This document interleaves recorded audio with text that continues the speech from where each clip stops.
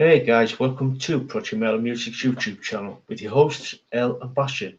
And before we start, I do apologise for being a little bit late today. We were just sorting a few things out behind the scenes, so don't worry, we haven't forgotten you. So yeah. So anyway, welcome to podcast the Monday Night Podcast number 84. Yeah, and we've got a few people in the chat there, so welcome, guys. You've got John, Lisa Boo, and a few lurkers. So, hey up, lurkers. Lurkers, don't please comment. Just say hi. We don't bite. So, yeah. So, Bastion, let's start. What Okay. goodies have you guys have you got for us this week? Well, I've got quite a few interesting sections, but before I start, just to remind everybody, the content for my section of tonight's podcast is strictly 18 and over, and it falls in with the apart from what we've got, but it also falls in with uh, the section YouTube provided for the educational purposes and stuff like that, the historical purposes. So 18 plus tonight. Now, everybody, Lisa Boo, John, and everybody that's watching this. And let me start off. The first band I've got for tonight is called Cobra Cult. It's a straight shooting hard rock band from Stockholm, Sweden. And the first track I listened to, Don't Kill the Dark, is in your face and an outstanding. The beast is lively and so great. The track Sell Your Soul is what rock is made for. Do enjoy it. In the Zone is a killer song. My Win Your Loss is a great song. Do check it out. The band really deliver, and there's some breathtaking performances uh, of some of the songs I've listened to. Do check them out. The link is provided on this podcast for the band. And they can be found on Facebook called Cobra Cult Band, Instagram Cobra Cult Band, band's website cobracult.se, and YouTube OMR Music. Then I've got a band called Grand Design. It's a melodic rock band in Sweden. The first track I listened to in the heat of the night is super cool. Love or Fantasy is a catchy song. The track Turf It Out is a great song.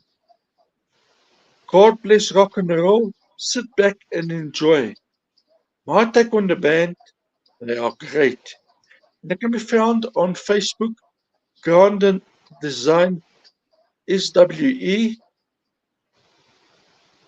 Twitter, Grand Design, YouTube, GMR Music, Instagram, Grand Design Band, Reverb Nation, reverbnation.com, Grand Design Sweden.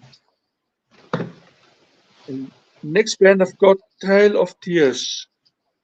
It's an extreme symphonic gothic metal band from Kristiansund in Norway. In the first track I listened to, Blood Red Hollow. Wow, the contrast in vocals is freaking awesome. Winds of Disdain is a brilliant song. The track Fate is sealed in red. It's such a great song. Obedience in the absence of logic is a masterpiece. The Call of Lust is outstanding. The band is epic and it can be found on Facebook, Trail of Tears Official, Instagram, Trail of Tears, YouTube, The Circle Music 4379. The next band I've got Truba de la Morte. It's a dark pagan folk band from Barcelona. The first track I listened to, Barfary, is proper dark music. I do like the video, but the video is not for sensitive people. And let me just warn you, don't go there if you're sensitive. Incarnation is a great song. The track Sacrifice is weird, but I like the way it is done. Summoning the gods is mythical. Band is unique and can't box them into a certain category. It's true. Look, this band, you can't say it's this or that. They've got a strange mix-up, and like I said, be warned, some of the videos on YouTube is not for everybody. They are the winners of the European Music Award in 2 categories. So they are a good band and worth checking out. The band can be found on Facebook, Tuba de Morte Band, band's website, tubademorte.com, Instagram, Tuba de Morte, and YouTube, Tuba de Morte. And for the next band as well, parental guidance. Don't check out the videos on YouTube or listen to the music. If you're a sensitive person, this band will definitely shock you. It's a groove metalcore band from Sarasota, Florida in the USA. The band is called The Do It. The first track I listened to, Pentecostal, is creepy and awesome. Cloud is a kick-ass song. The track Subterfuge is a great song and guitar riffs in it. Edge of Thorns, the Sabaton cover is out of this world. Kill the Light is in your face. I like the band and they do deliver. The band is hugely talented and they can be found on Facebook. They do it, DOOD band. Instagram, they do it, same as DOOD band, one word. And YouTube, the Do It band. And the next band I've got is another one of those bands that's got age restriction, so be careful. It's more in the lyrics than the video. It's a heavy metal band from Modena, Italy, and it's Redneck Redemption, the band. The first track I listened to, POW, is amazing. Kentucky has crazy good guitar riffs in it and vocals. Track and YouTube, this is the title of the song. It's not me. Track Fucking Late is freaking awesome. The Great Escape is such a good song. The bottom is super cool. My take on the band, they are freaking good. The band can be found on Facebook, Redneck Redeemer, Instagram, Redneck Redemption Band, YouTube, Redneck Redemption Band, and Spotify, Redneck Redemption. And I can't wait for an album or EP from this band. They're so new, they don't even have an album or EP out. It's just a few tracks they've released.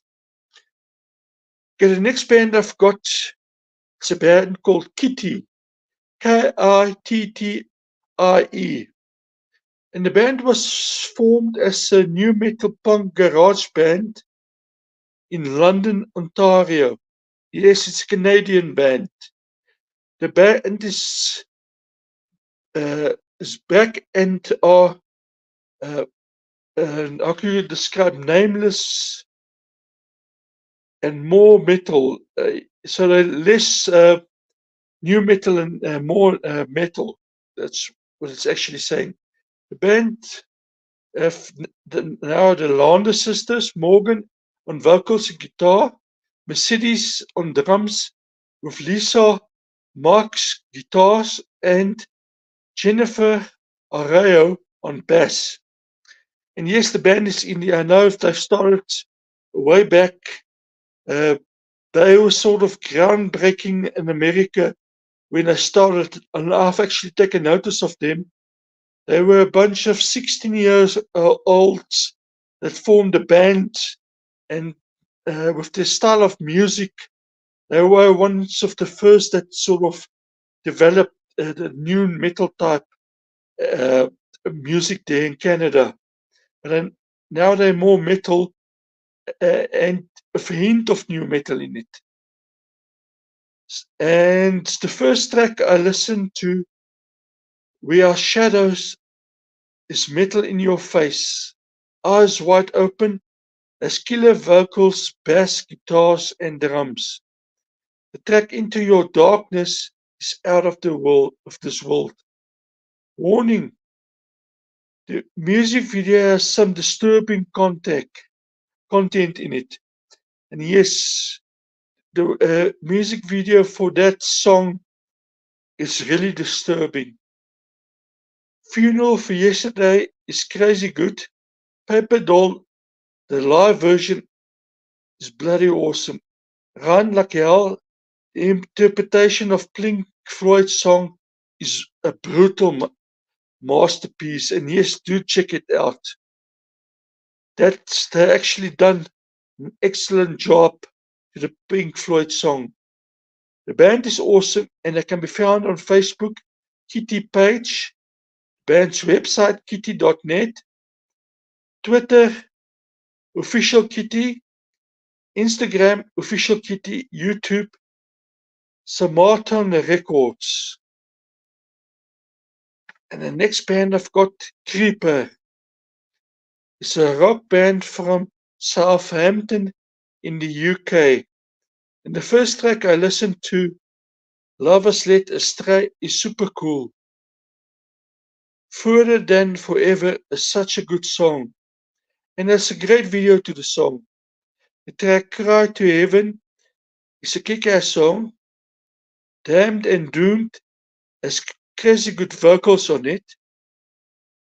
The band's unconventional and they are good. They can be found on Facebook, Creeper Cult, the band's website, creepercult.com, Instagram, Creeper Cult, YouTube, We Are Creeper TV, Twitter, Creeper Cult UK.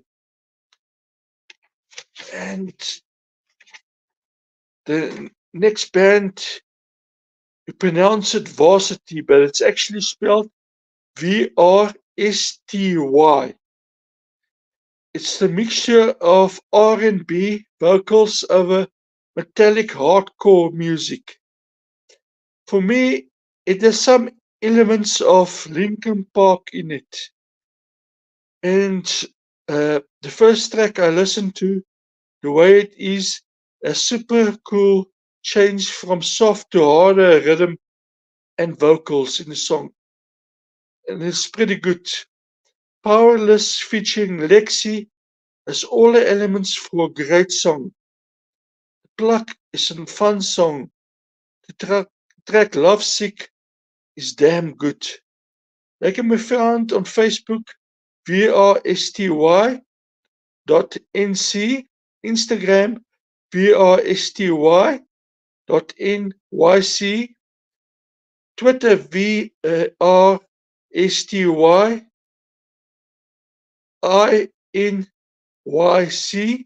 and the band's website, VRSTY.NYC, and YouTube, Spine Farm Records. That's on Spine Farm Records, the YouTube account where you can find the band. The next band I've got, Hades. It's a high tension rock metal band from Japan. The first track I listened to, No, with about 4 exclamation marks after the song, is brilliant. Fall Down Live is a killer song. The track Bring It On is awesome. Firebird is crazy good. The band is fantastic and I'm looking forward to future releases. And they can be found on Facebook, SILRA 050 / SAKU. Twitter, Hate Rock GB. Instagram, Hate Rock GB. Band's website, hates-rock.com. In YouTube, Hates Rock 1004. That's the band's website. And the next one, I've got Spiral Shades. It's a doom metal band that has members from India and Norway. So the band is basically from India and Norway. The first track I listened to, Revival, is blooming good. Chapter 0 has killer guitar riffs in the song. The track Frustration is a killer song. Slowing, deep, play it to the max. Wizardry is a classical doom metal at its best. The band really kick ass and you can find them on Twitter, spiralshades.facebook, on Instagram, Spiral Shades, and on Facebook, Spiral Shades, YouTube Spiral Shades, and that's that band. And let me get to my next band. So yes, we're traveling all over the world tonight again. Next band I've got is Hellfire. It's a heavy metal band from San Francisco in California in the USA. And the first track I listened to, Medieval Cowboys, is an epic song. Addicted to violence, the song Take No Prisoners. And be warned, if you check that song on YouTube, it is not for sensitive people. The track The Reckoning is out of this world. Trayea Nights is a heavy metal song the way it should be. It Ends Tonight is in your face. An eye for eye, sit back and enjoy it. The band is everything you want in a metal band, and their songs. Look, they deal with issues, and for me, some of the videos on YouTube that the band has actually got out there, be careful when you're watching them. They deal with some extreme stuff on YouTube. They can be found on Facebook, Hellfire Metal SF, Instagram, Hellfire Metal, the band's website, hellfiremetal.com, and YouTube, Hellfire Metal, and Easy Rider Records. Next band I've got is Regia, Rhegia. It's a heavy power metal band from Belém in Brazil. The band was formed in 2017. The first track I listened to, Wayana, is back. It's an amazing song. Use of instruments in the song is amazing. Do check out the music video to that and the instruments they use. The vocals they do impress me. The song Kukaris will knock you out of your socks. The track Guardians of Pain is epic. Tears of Hope is a powerful song. Battle of Deliverance, let the song speak to you. And for me, the band has nailed every song that I've listened to from them. They are really, really good. And if this band from Brazil actually do tour anywhere near you, do go and check them out. They can be found on Facebook, Regia _official, Instagram, Regia official, and YouTube, Regia official. Next band I've got, A Day in Pompeii. It's a female-fronted metal band from Lynchburg in the USA. And the first track I listened to, Love and Exile, is awesome. Darker Night is a great song. The band's new song, and I like them. The band is new, and I do like them. And they can be found on Facebook, ADIP Band VA, Instagram, A_day_in_Pompeii, YouTube, Day in Pompeii. It's a very interesting band, and they are good. And yes, the reason why I've mentioned them, even though they've just got a few songs out, was I reckon they're going to be a great band, and the way they do their music and stuff like that, they do deliver. Next band I've got, Shrine of Malice. It's black-ended deathcore music from the west coast of the USA. The first track I listened to, Carnal Beast, is dark and brutal. Infernal darkness is straight out of hell, and I'm not mincing any words. I say it like I call it. The track Chain Breaker again takes no prisoners. It's right up there. Furtherance is a powerful song and will fit in every horror movie perfectly. The band is brutal, but I do entertain. They can be found on Facebook, Shrine of Malice, Twitter, Shrine of Malice, Instagram, Shrine of Malice, YouTube, Beheading the Trader. And when you go to the YouTube site, just be warned. If you're a sensitive person or you're not 18, do not go there.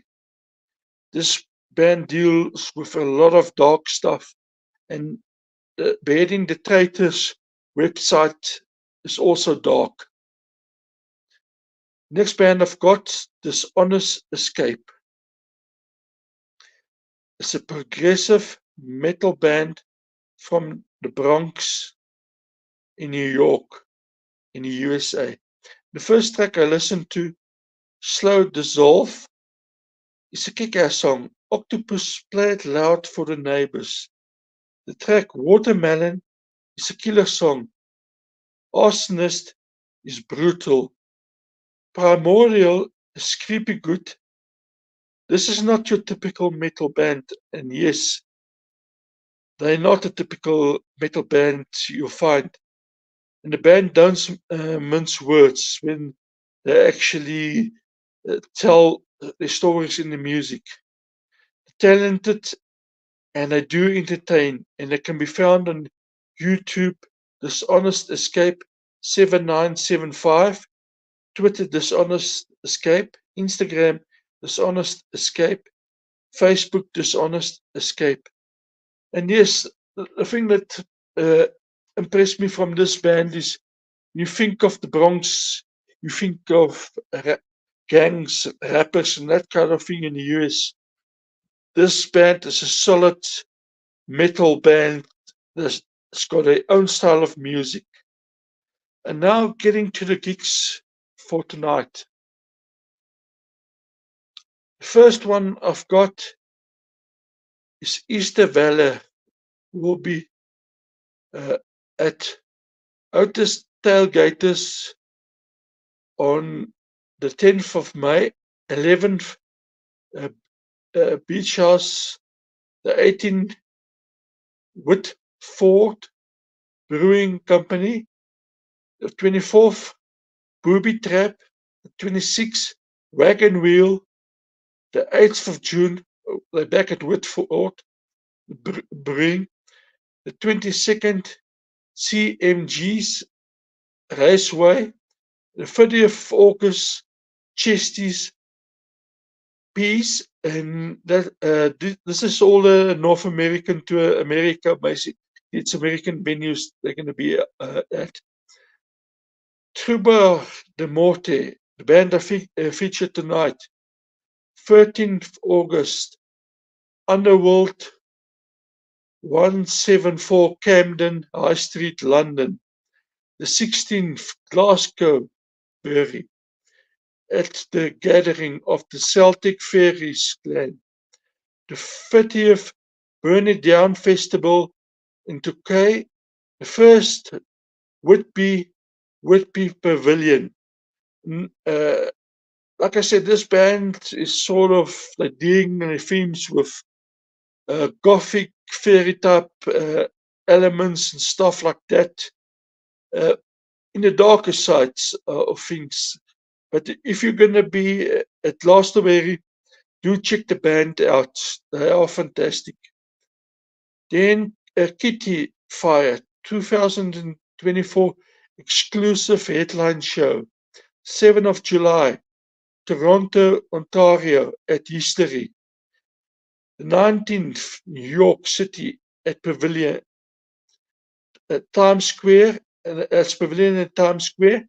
The 2nd of August, Atlanta at the Masquerade. The 4th, Dallas, Texas at the Studio.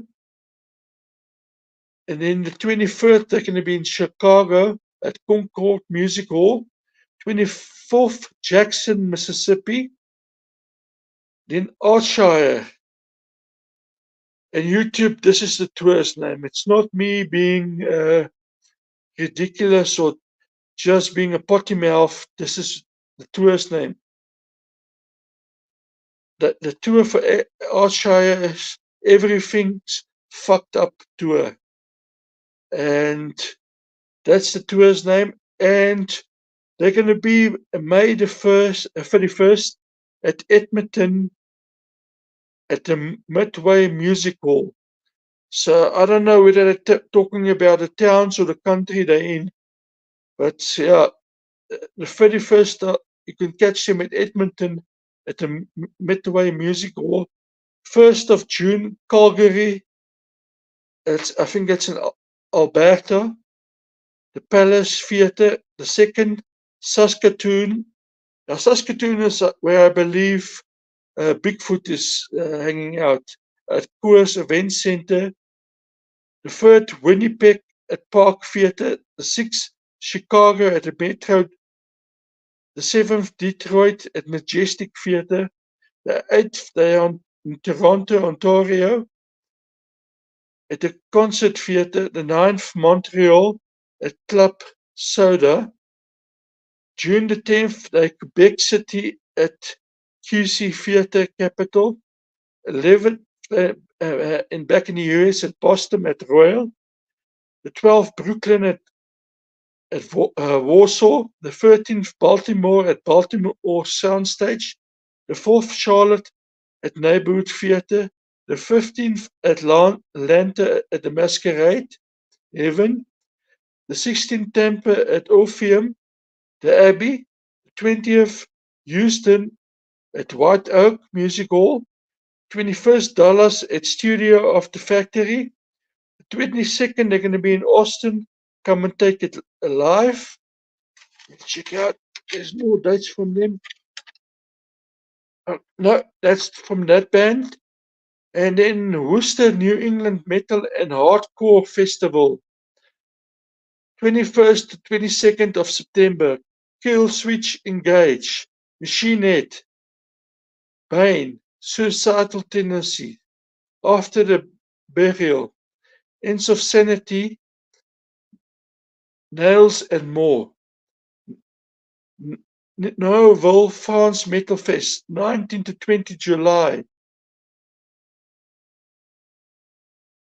The first band of got there, Barbecue, Putrid Pal, Holy Ghost, Vengeful, Massacre. Oh, see, Kerry's joined us. Hey, big shout out to you, Kerry. In the 16th, June, Download Festival at Donington Castle in Donington in the UK. Bands that will be there. 2003's.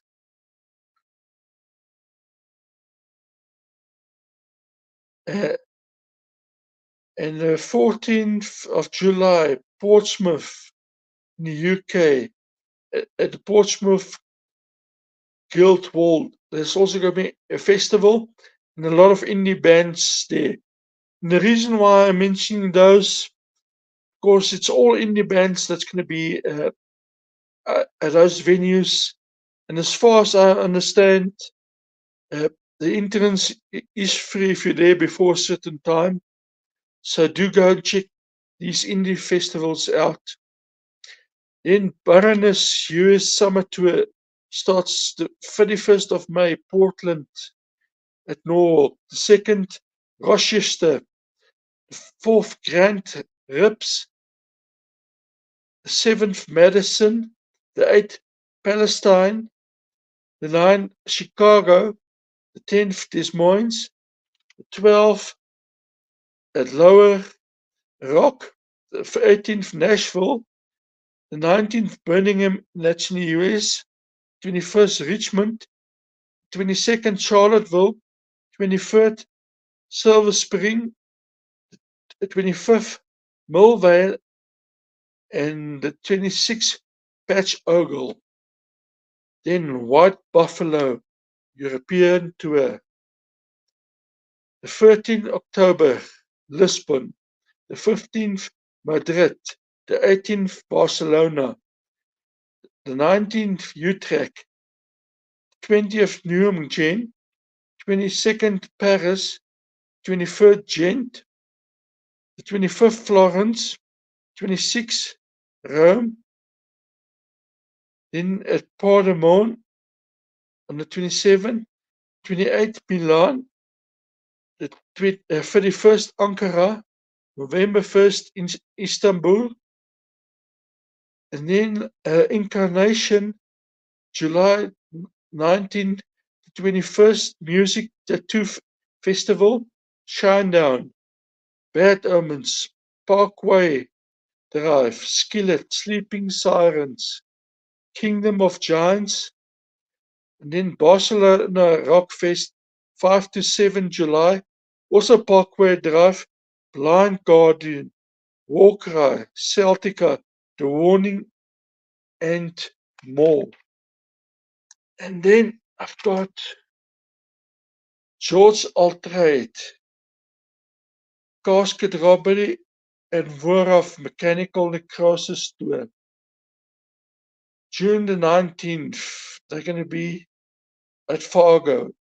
21st, Mazuka. 22nd, Richland.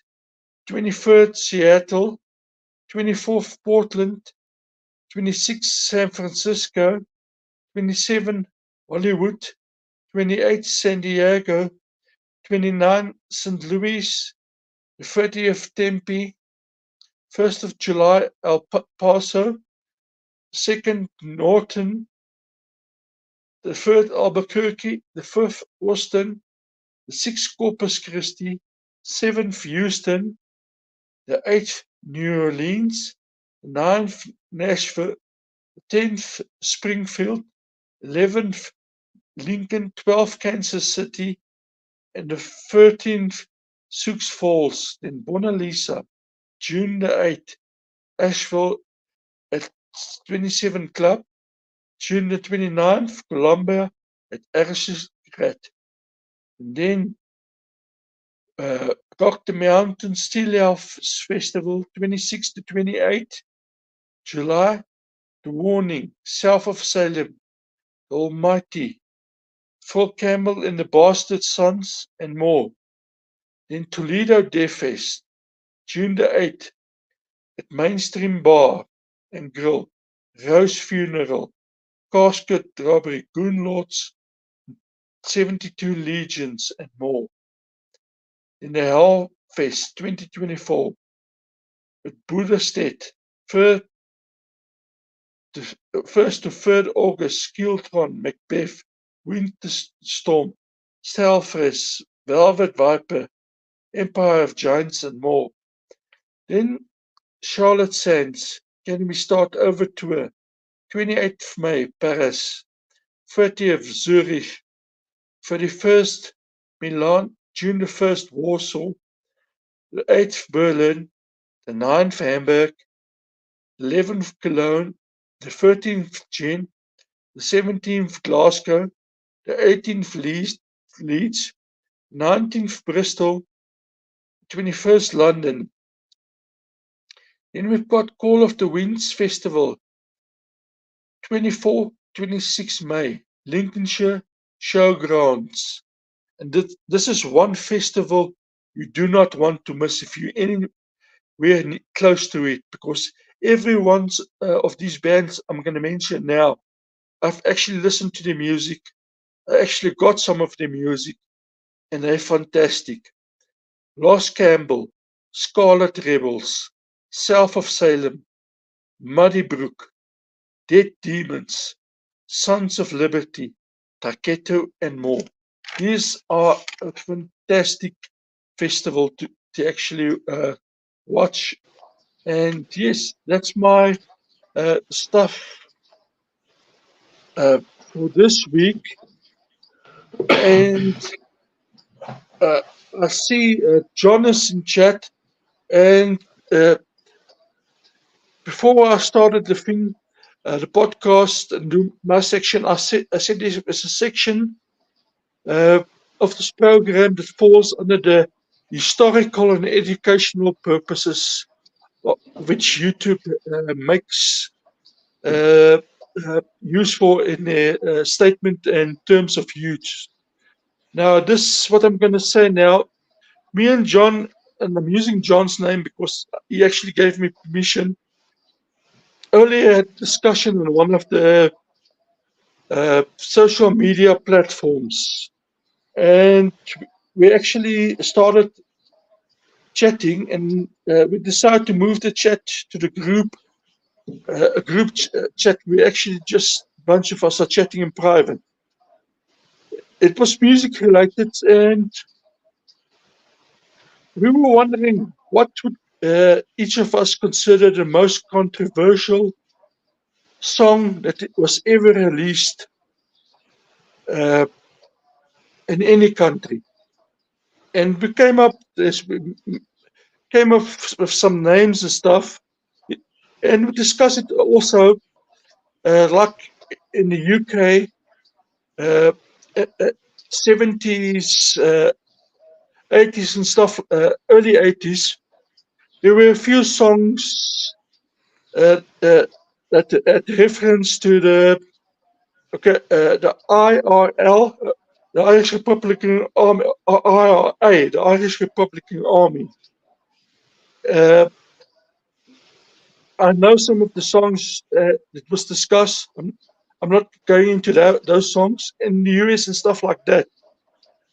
And I told them, look, I'm going to think about this. And yes, for me, the most controversial song ever released, the music is unedited, but the version of the song and the video, 2 elements were removed from the song.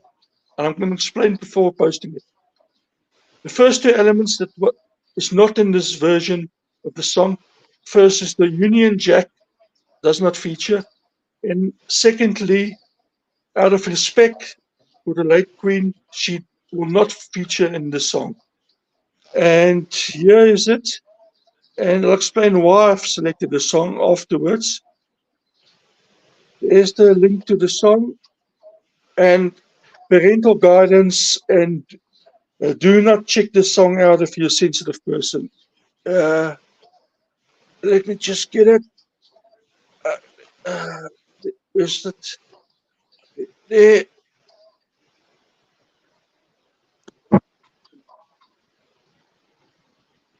It's there.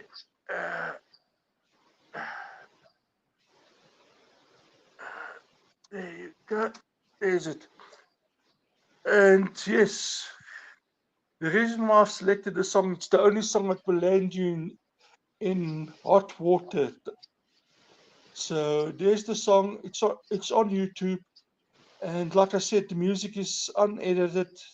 That's the version, and there's the song. So do check it out if you're not sensitive, and it's a long way to Mukuburu.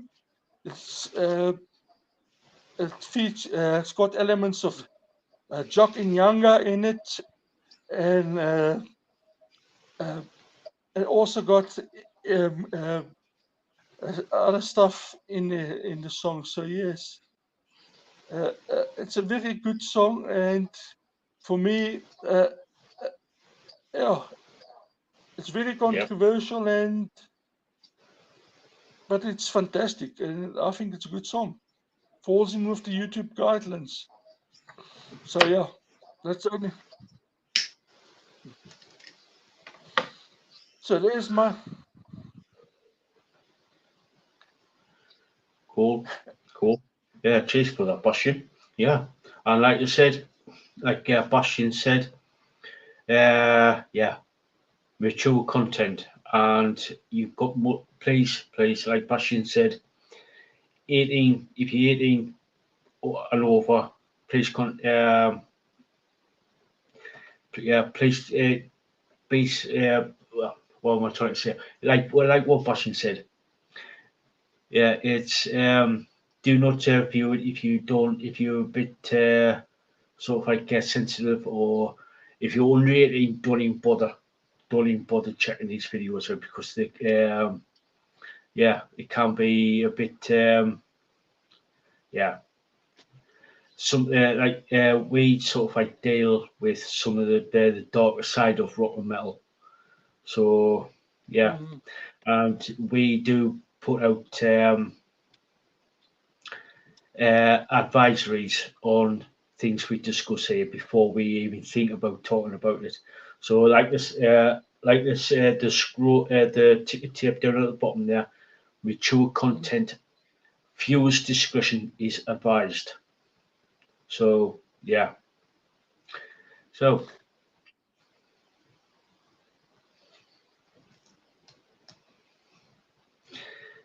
yeah, so yeah, cool. Right, we were going on today. What's coming up on the YouTube channel? Tomorrow, I've got a video coming out, which is part 2 of my time at Beamish, the Living Museum of the North in the UK, in Beamish in County Durham. Oh, awesome. It is the extra footage that I didn't put in on some of the last couple of videos that I've done about Beamish. So it's about 40 minutes long, and yeah, if you're into history and you love like going around and looking at watching videos about different places, like places of interest and stuff like that, there's a video coming out, and it's absolutely even if I do say so myself, it's pretty cool. So yeah, you got yeah. I take a look at in Beamish.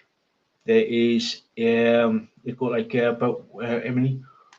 1, 2, 3, 4, 5 different areas, distinct areas in the museum. The first one is well, 6 actually.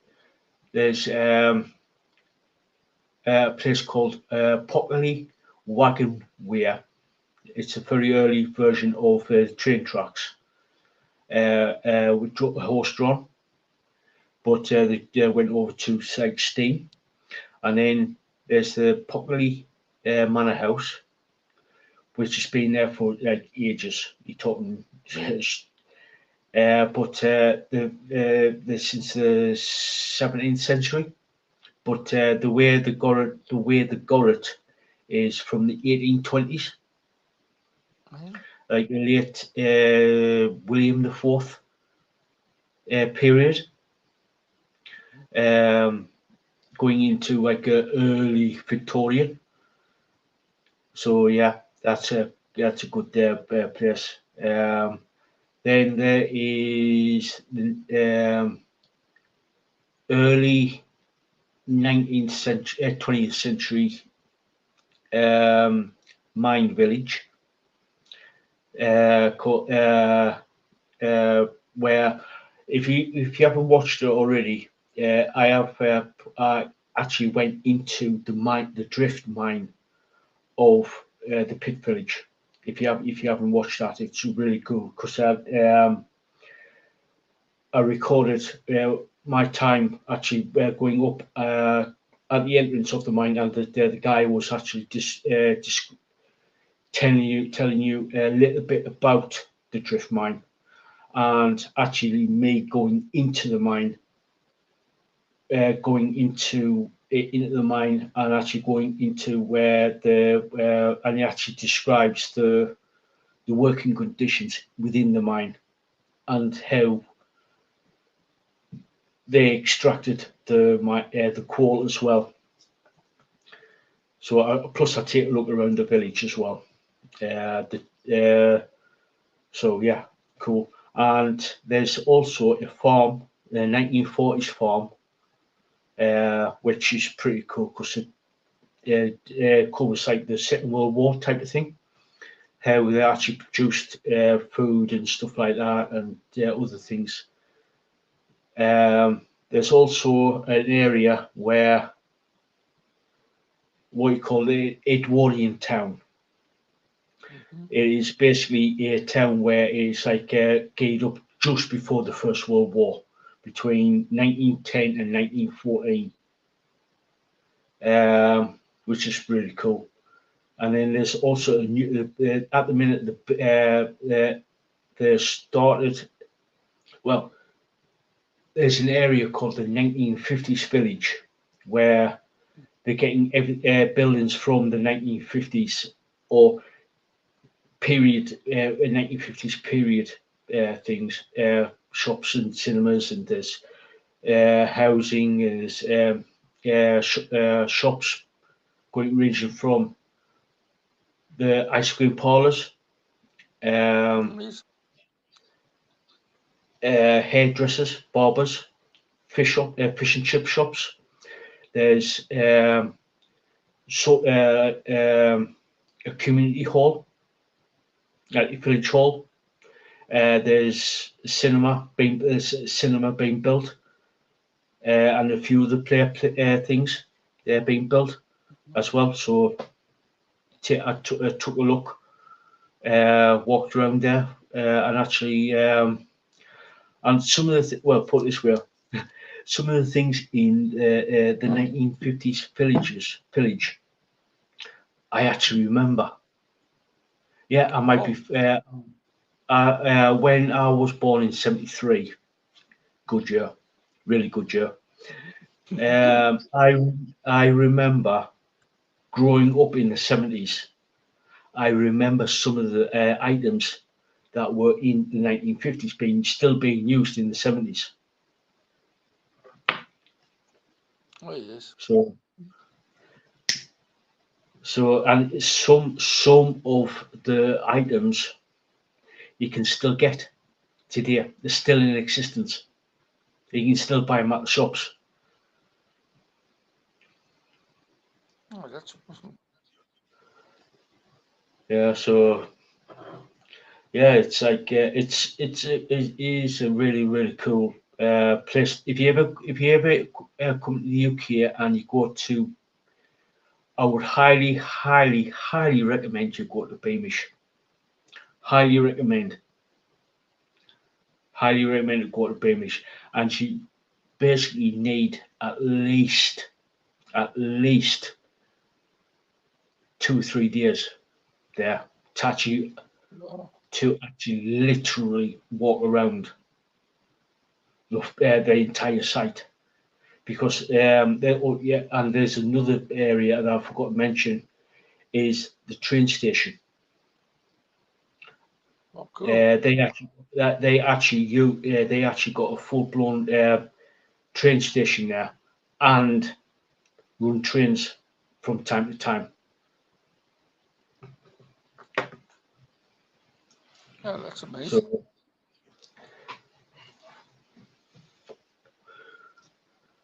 So yeah, it's that's what's coming up tomorrow morning on the channel, and Bastion will be tomorrow night. Tomorrow night, we will be doing his top 3 songs of.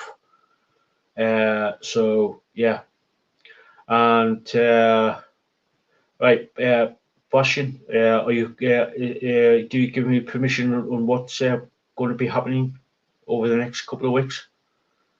Yes. Or do No, you can tell him. You can tell him, Al. yeah, Do you want to tell them? Or Okay, I'll tell him. Look, everybody, I'm gonna take a break for a time being.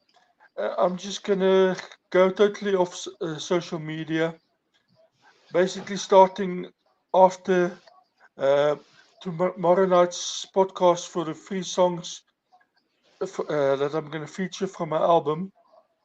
I'm gonna basically take time off to recover and just to get away from everything and some time out. So I will not be available on any of the social media platforms, Facebook, like YouTube, Twitter, or any of them. I will not be on YouTube as well. I'm really going to take a time away from everything. And when I'm ready, I'll be back. yeah, It's like I don't blame Bastion at all. Totally, I totally get where Bastion's coming from. So yeah, So Bastion, rest up. You need it. Take a break. No, definitely will, Al. Yeah. Thanks, So Lisa. so when you're ready to come back, you're more than yeah. Oh, Yeah, yes. I totally get it. So yeah, and then on so Bastion's got a well deserved break. So what's coming up on there on Saturday? Well, me and myself and Lisa Boo, a brilliant, gorgeous mod in the chat there. We are going to do the Saturday night podcast, where we basically do cover 6 bands. We sort of like I pick 3 bands, Lisa Boo picks 3 bands, and we sort of like discuss bit like what it's similar to the top 3 songs, but we sort of like do a hyper focus on one band and one song from each band. So we sort of like delve into like 6 bands. So it's going to be absolutely brilliant. It's absolutely brilliant because plus we get Lisa Boo's take on things, and you also get my take on the bands as well. So it's a good balance. It's a good balance. Oh, yes. Plus, we also discuss Lisa Boo's journey into the wonderful, weird world of Rimini Feist. Because Lisa Boo was watching one of our Monday night podcasts, and we was talking about literature, books in general, really. And one of the books that I sort of like, one of the authors that I mentioned, that I recommended, was Remy Feist. And she says, "Oh, right, okay, bit like he said, bit like Tolkien, but better." And she says, "Oh, I'll check them out." So, and she did, and she loved it straight away. She fell in love with Remy Feist straight away since like the Oh, yes. first basic first chapter. So yeah, she's gone through the series of going through the series of Remy Feist. So she's going to get you're going to get her take on. I've already read pretty much all the series of Remy Feist, the Rift Saga, the Rift, like, I should say, the Rift cycle, I should say, and yeah, oh, just at the minute, Elizabeth's getting into a good part of book 3 of the Empire trilogy, and it's going to be insane. Going to be insane. Oh, cool. That's So awesome. that's what's coming up on the channel this week. Plus, I'm still working on a few interviews. So watch this. I can't really say anything at the minute, but there's a few interviews going to be coming up shortly. That's awesome. So yeah. So yeah, it's going to be epic. It's going to be epic. So yeah, with some of these interviews. So yeah, that's what's coming up. So Thanks, Bashan, Jerry. Thanks, Jerry. I will definitely will. I do need a rest, and I mean, I do need to get away from my computer. So after when I'm done with, I'll switch off my computer. The way I'm feeling in the moment, and I'll only switch it back on when I'm ready to start coming back. So I'm gonna have a time away from technology for a bit. yeah. So Bashan, while we've got you, you've Mhm. watched Monsters, not Monsters, Monarch, Legacy of Yes, Monsters. yes. Have you heard that they're going to be there is a season 2? I was hoping for that for so long. Because for me, it got to go on. It's so good, but then again, with these people from Hollywood and stuff, you never know because it might be an excellent series, but then all of a sudden they chop it for no reason. It's happened before. Yeah, But yes, I'm looking forward to that. yeah. It was confirmed. I think it was about 2 3 weeks back that that Apple TV is going to do a second season. So I'm really looking forward to Mhm. Monarch because I don't know if anybody has watched. I know Lisa Booth watched it, and me and you have watched it. Mhm. Mhm. It's sort of like goes from 2015, which is like a year after the Godzilla movie with Bryan Cranston, up Mhm. to 29, up to 2019, just before Godzilla, the King of the Monsters. So like covers that. Well, basically covers like the 2015, the year after the Godzilla film. But by the Mhm. end of it, they came up to um, just before the King of the Monsters. So Yes. I won't spoil too much for people, but if you haven't watched it already, uh, I myself, Lisa Bill, and Bastion will highly recommend it. to watch Sure. the first season, because not only it has Wyatt Russell, it also got his father in, Kurt Russell. Yes. So if you like Kurt Russell, you're gonna love this. You're literally gonna love this. Oh, for sure. Oh, for sure. So It's very interesting, very good, and it keeps you captivated till the end. When I saw the final one of the first series episode, I actually said, please make another one. Please make another one. It can't end like this. You just want some to continue and see where it goes. Takes you. yeah, it's in the final two episodes.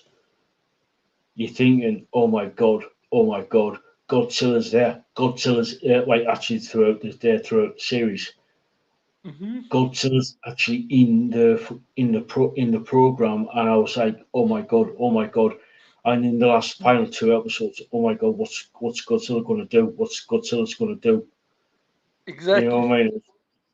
And it's sort of like, plus, like I said, yeah, it's got Wyatt Russell and Kurt Russell playing, but they are playing the same character.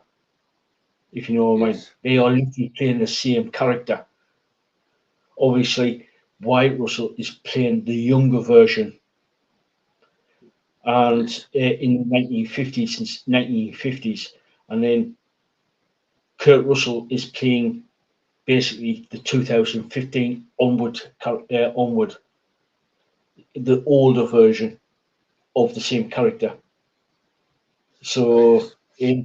it's a brilliant sort of like, people say, oh, why are they doing the flashbacks? Oh, why is this? Why are they doing that? It's part of the storyline with this. It's I really enjoyed it. good because Actually basically, enjoyed it. yeah, yeah, it's basically what it is it's basically telling the story with Wyatt Russell's when Wyatt Russell's on screen. Back in the 1950s, he is actually telling the story how Monarch was actually founded, how Monarch was created, in sort of like the in sort of like how Monarch came about. So he's actually telling the story from that. Hmm. Yes, Monarch, as in, if you ever watched Godzilla, the 2014 Godzilla with Bryan Cranston, um, King of the Monsters, Godzilla King of the Monsters, Godzilla versus Kong, and the new one, uh, Godzilla and Kong, and Kong Skull Island. They're all linked together by the by Monarch. That's the underlining. That's the underlying sort of like link between not only the films but the TV series as well. Like the American Oh, version yes. of it. Anyway. Oh, Yeah. yes. So yeah, it's called Monarch: Legacy of Monsters, because in obviously you've got Godzilla in the TV series, but they're also introducing some new Titans in the in the TV series as well. So plus what I've been hearing, um, so from what I've been hearing from people who are covering the MonsterVerse and Titans and other shows the Titans. Um, it's been announced that there's a couple of more spin-offs for Godzilla and Kong, and they're basically in the MonsterVerse. So Yes. So it could be. I don't know yet. I haven't really heard much about it, but from what I understand, there's a couple of there might be a White Russell spin-off to delve into more of the early Monarch stuff, whilst carrying on with the main series. So Let's check it out as well when it comes out. So it's worth checking out. If you watch the Monarch series, it's worth to check out the spin-offs as well. See. yeah, so yeah, it's like because of the scope of the MonsterVerse. Like with Godzilla, Mothra, King Ghidorah, Rodan, Kong, and many other titans from like the Godzilla verse. It is. Technically it got so much scope. It's unreal. So much scope. So yeah, because it's if you ever watched the Toho versions of Godzilla of the MonsterVerse type of thing, you'll notice that they had like they had around about there's what in the Toho version, in the original Toho version, you're talking around about 30, getting up for nearly 40, between 30 and 40 different films, different movies, and they're still putting Godzilla film, like the MonsterVerse, their version of the MonsterVerse out, because basically they had, because they had like Space Godzilla, they had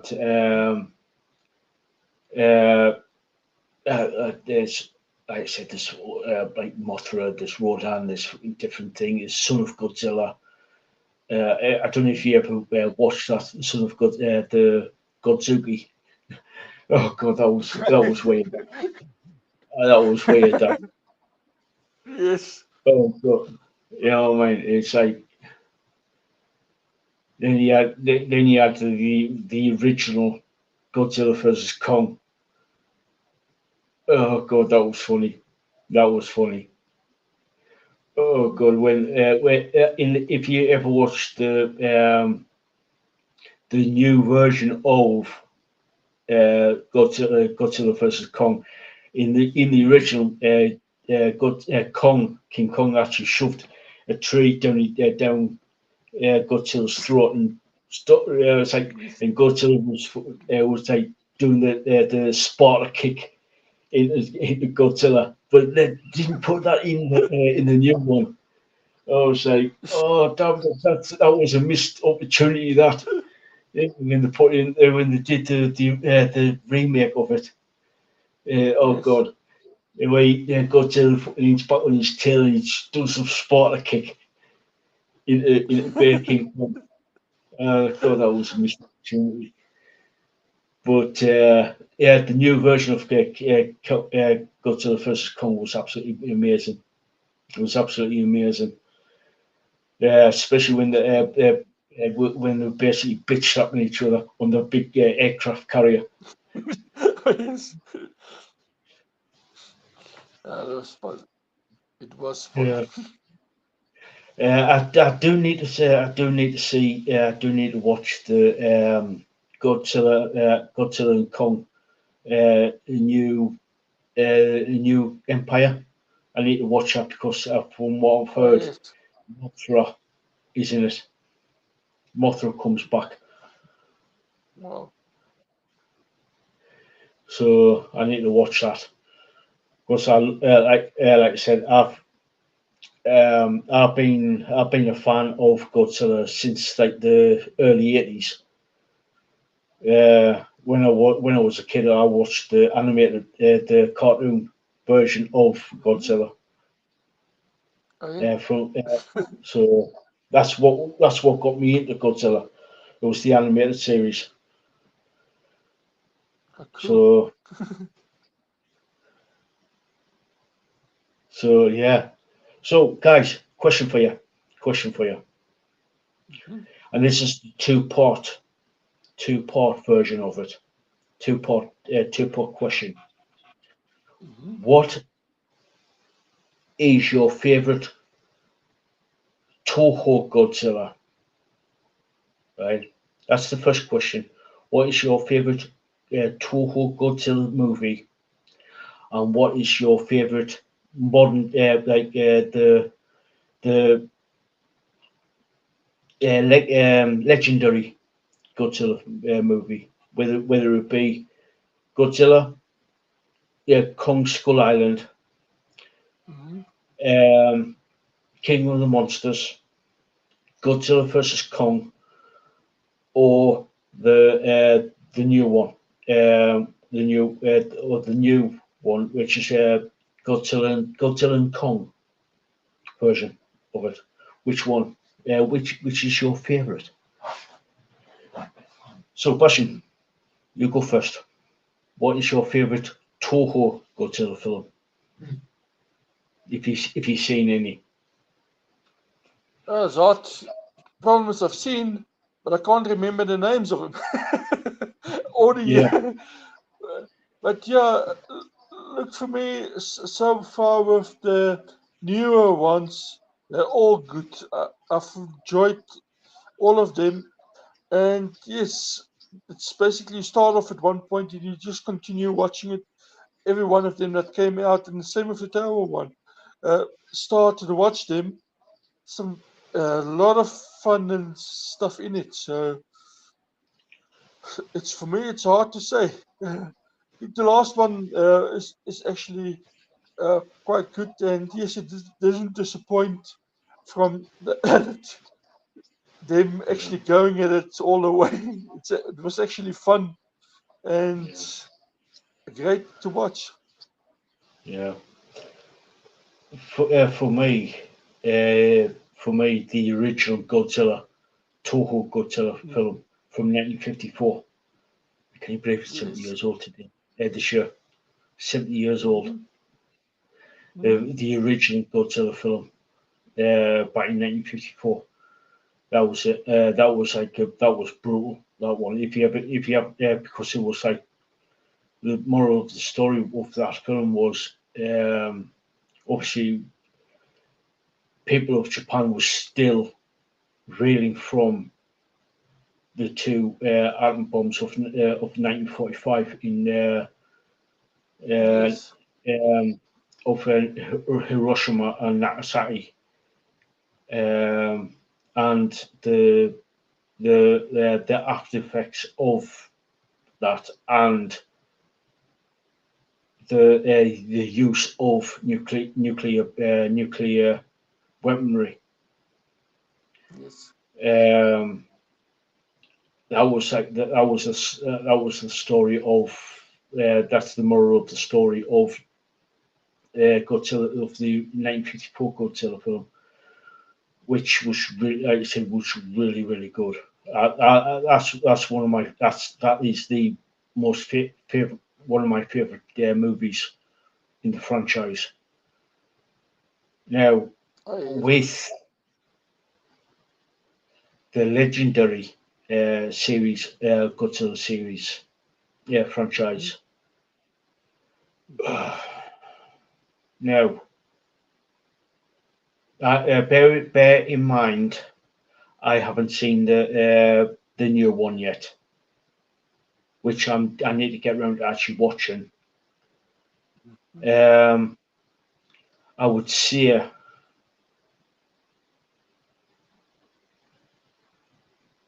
I would say yeah. I know there was a couple of I know there's big people saying, "Oh, why?" There was certain things in King of the Monsters that shouldn't be there. I agree with it. But I would say King of the Monsters is up there for me. It's probably like number one, closely followed, and I mean literally, it's not that much in it, and that's Kong Skull Island, because of Samuel L. Jackson. Yes. And the soundtrack. That there. For me, then Godzilla with Bryan Cranston, and then Kong Skull Island, not Kong Skull Island, then Godzilla versus Kong. So, that's those are my three. Those are my sort of like listings.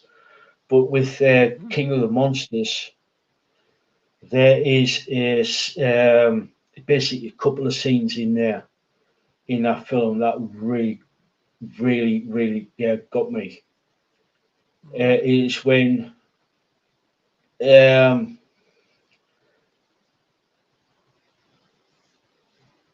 can't think of his name there, but Ken Watanabe character, where they actually after the oxygen destroyer, basically pretty much killed off, nearly killed off Godzilla. Where they say, where Mark said, the main character Mark says, how many nukes have you got? Says, why? And sort of like jumped in and say that they're going to basically jumpstart fucking Godzilla with a nuke.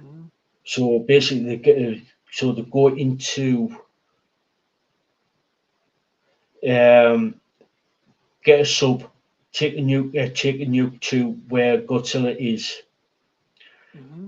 Place the nuke, obviously blow the nuke up to basically supercharge Godzilla. But when Ken Watanabe's character said, this is the only way we can actually help Godzilla, is by him taking the nuke and actually putting that in there. Now, this is the connection between King of the Monsters and the original Godzilla film.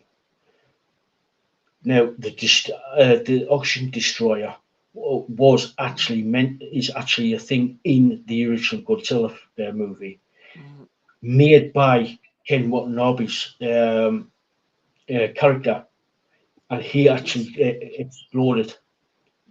He actually destroyed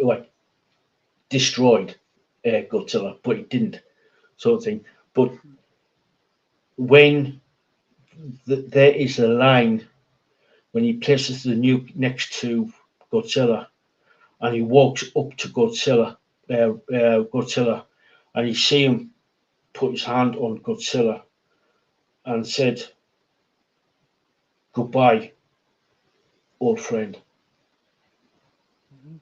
Now that was a scene that was absolutely that scene got me, because I knew the history of the character, the human character, and Godzilla from the original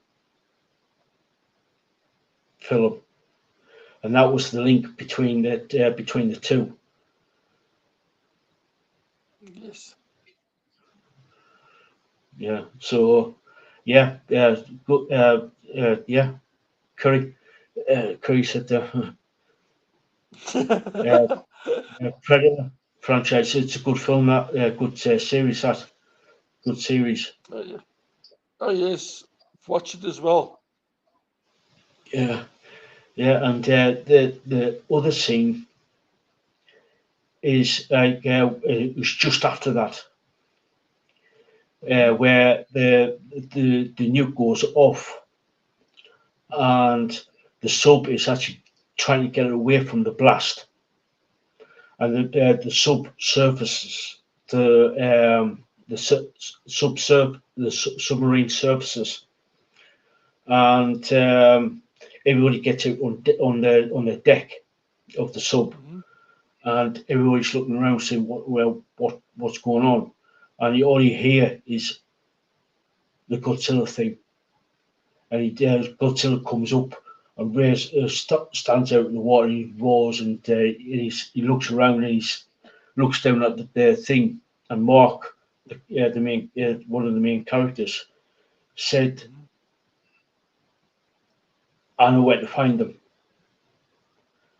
And when Godzilla looks down, he's just like, "Whoa, what the?" He looks like saying, "Yeah, thank you." It's sort of like Godzilla saying, "Thank you" to them, and they're sort of like, you know what I mean? They're sort of like, "Thank you for bringing me back," type of thing. Mhm. That was like another really, really, really good scene. And then fast forward when they're actually in when they're in Boston with Millie Bobby Brown. Oh, yes. Uh, um, and when she's in the Red Sox baseball ground, and because she's got the orca trying to bring King Ghidorah to there, and she does, and she and King Ghidorah's like basically sees it, sees it, and she's like trying to like anyway. I'm rambling. Anyway, she runs out with the orca, throws it away.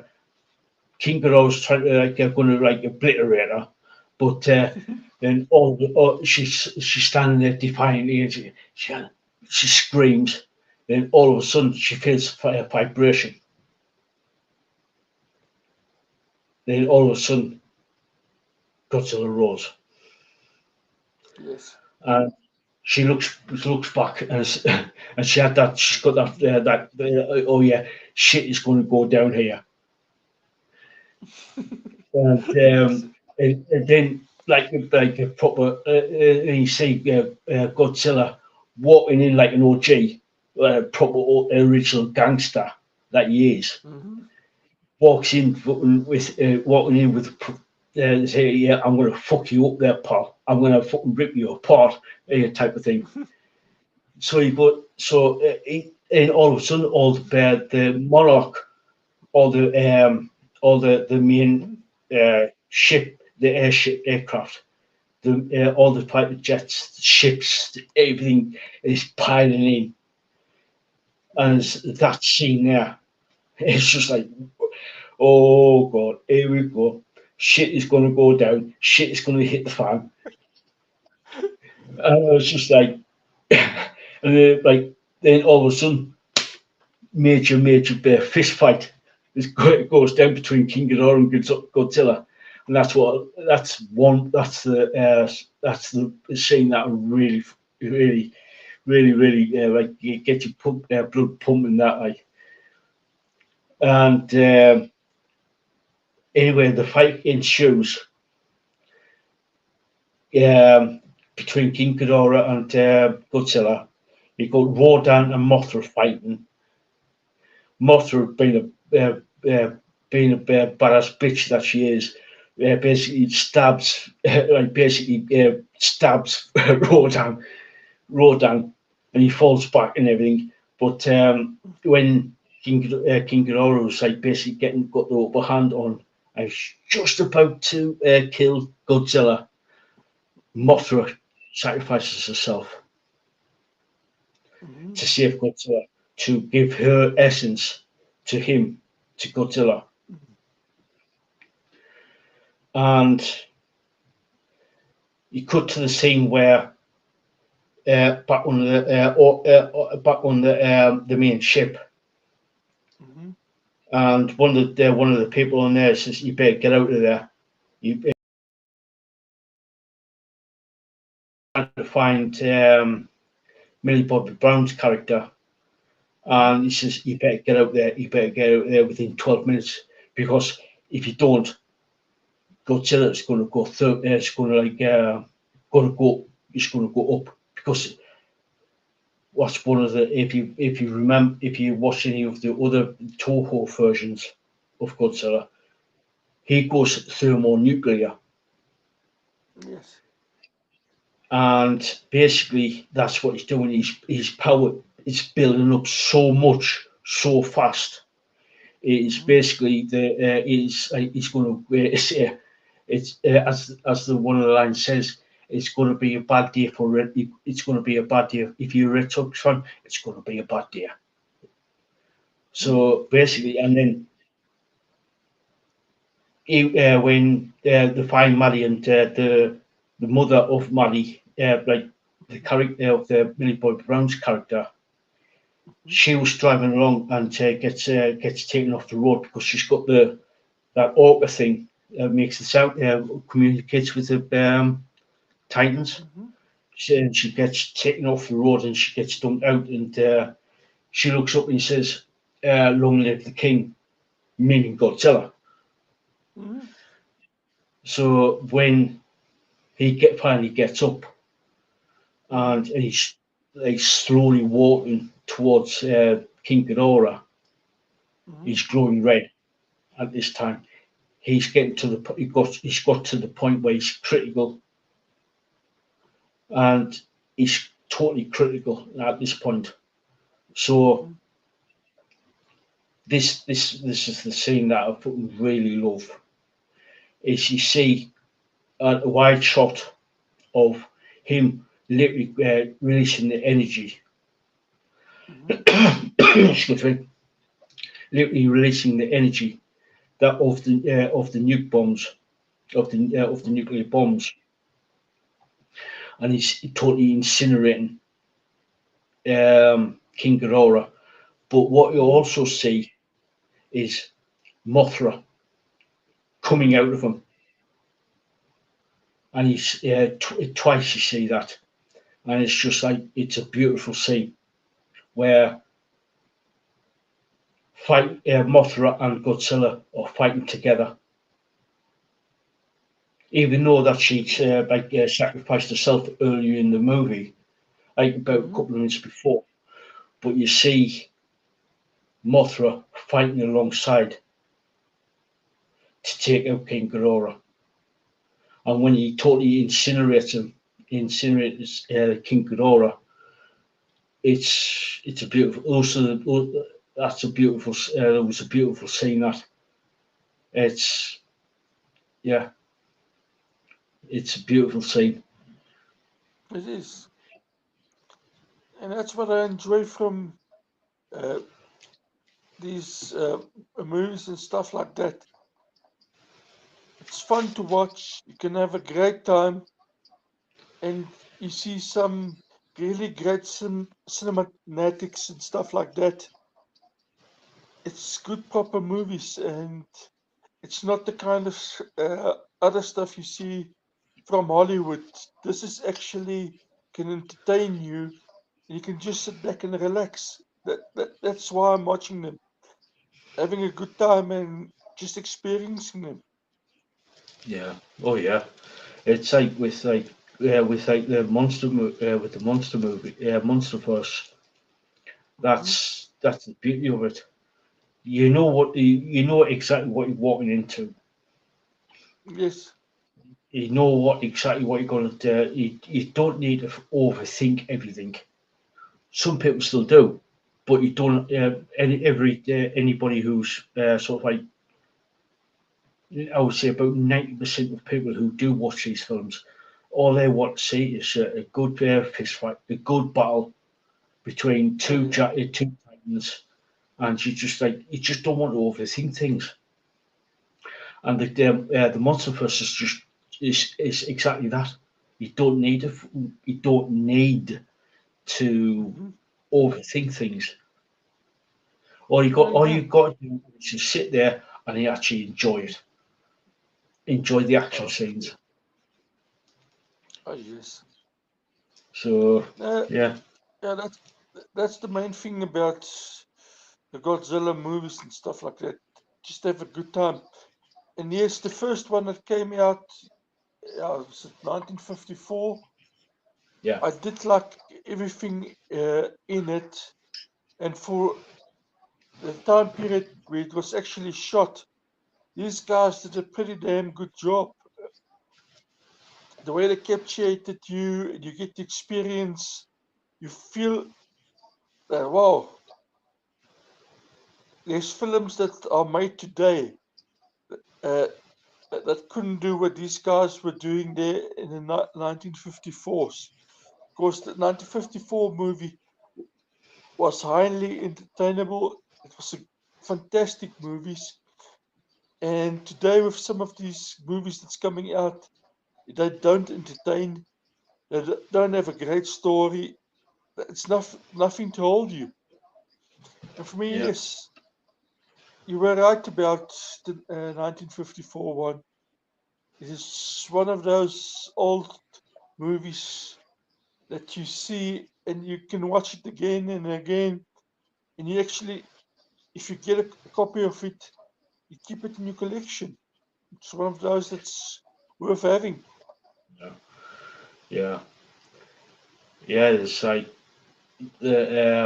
that's the thing with like it became so popular, and people were talking about it so much that the following year, I believe, I think it was in Mm-hmm. 1955, they Mm-hmm. wanted to release it in the US, Mm-hmm.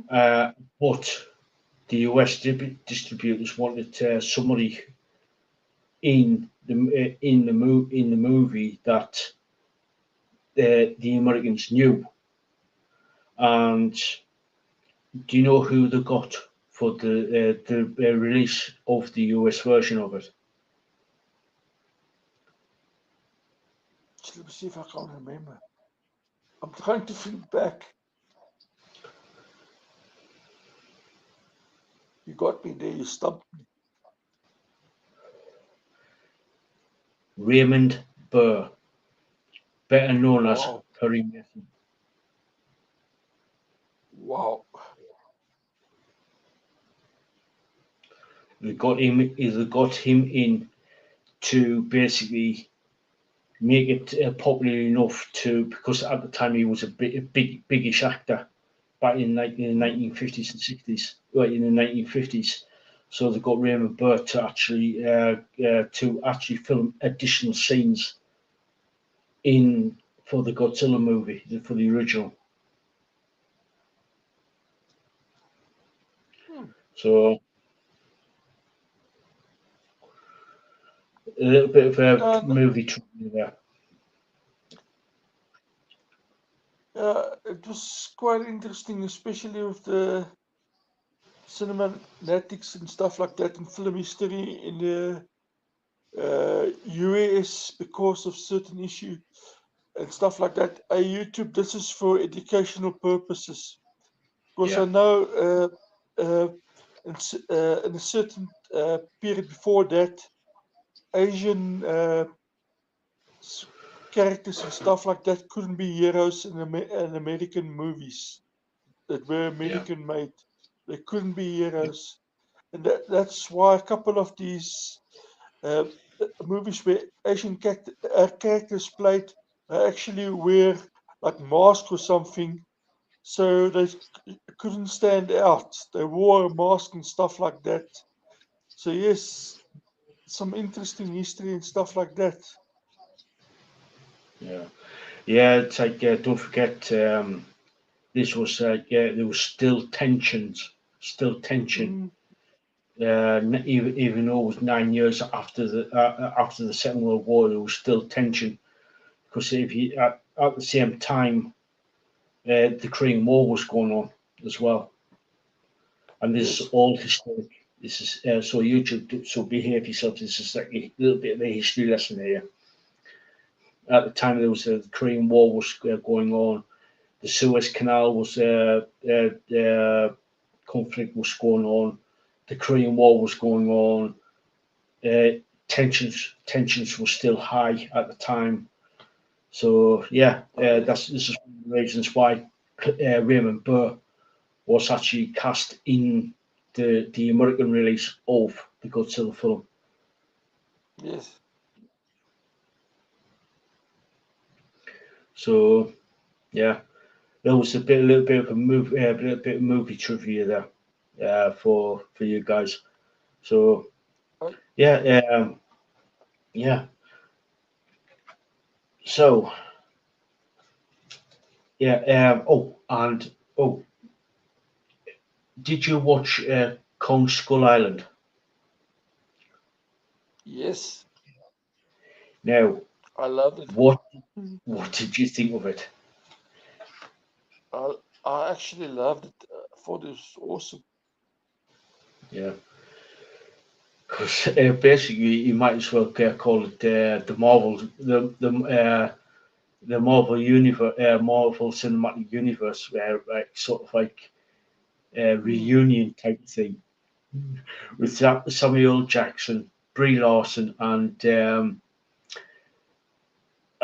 Loki. Yes.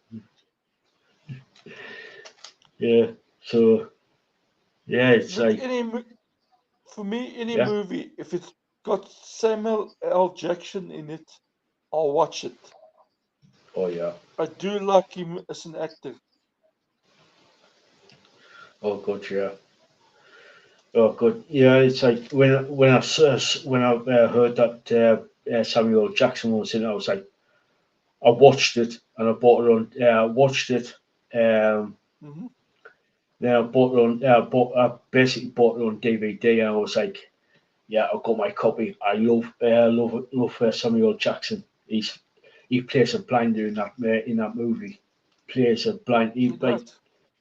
disgruntled um, military guy Hmm. who all he knows is military Yes. because he didn't want the Vietnam War to stop, but he got his orders to Hmm. actually to leave, but he got his final sort of like um, mission, shall we say, was to Hmm. take John Goodman's character, who Hmm. funny enough actually is actually in Monarch Legacy of Monsters at the beginning. Um, Yes. but so Samuel Jackson was the military escort, shall we say, to Skull Island. So and he sort of like when he sort of like sees meets up with when he encounters Hmm. um, King Kong,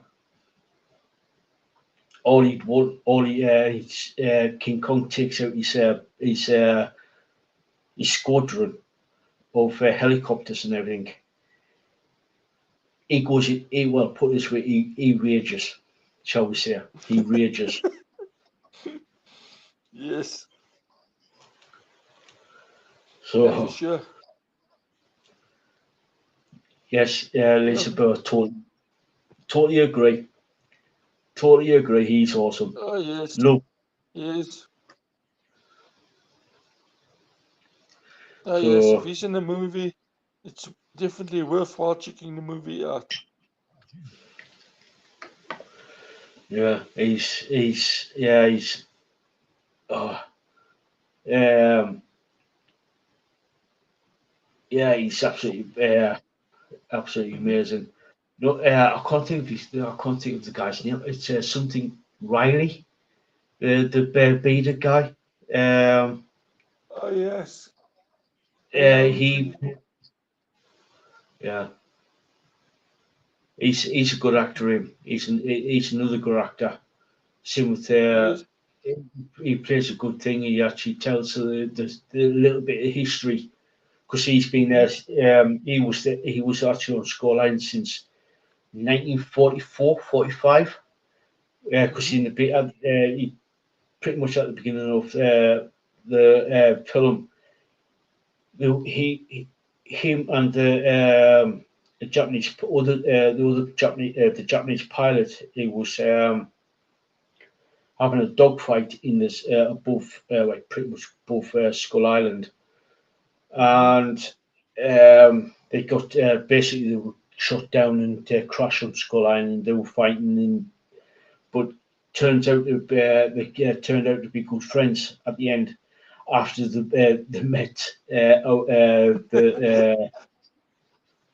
after meeting Kong, and they're taken in by the Iwis. So and he actually after the so when the Samuel Jackson, Brie Larson, and Loki turn up to the village, he actually explains the storyline of King Kong and the Iwis and the connections with everything. So that's where he's, like I said, he's a good actor. I can't think of his name. Riley, something Riley.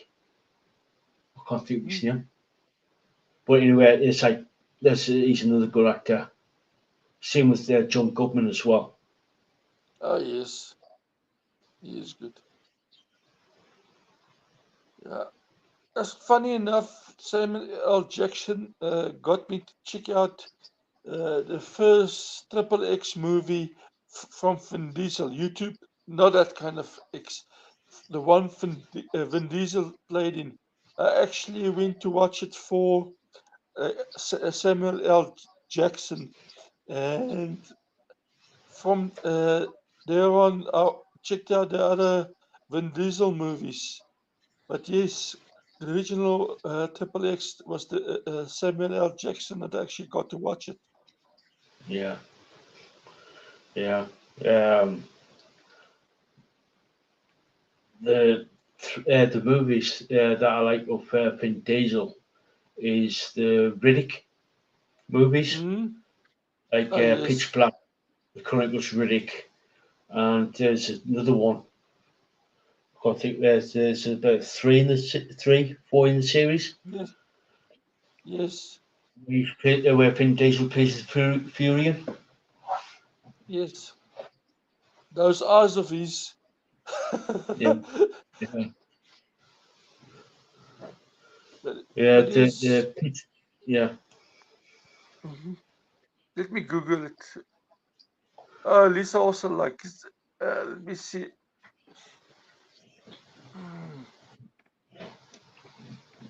Let me see if I can find it because I got him.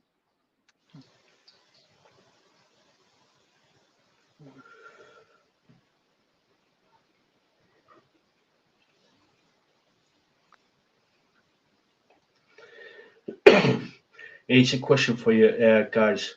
What links the Riddick movies, the Chronicle of Riddick, The Boys, and Lord of the Rings? Who links those movies together? I'll give you a couple of minutes there before, to answer.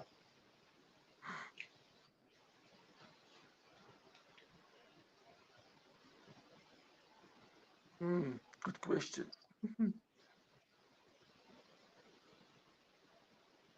Yeah, totally agree there.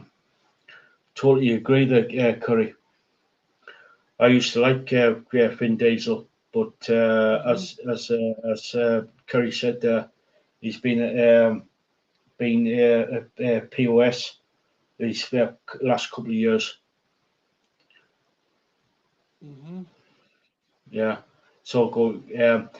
So who links Chronicle Riddick, uh, Lord of the Rings, the trilogy, and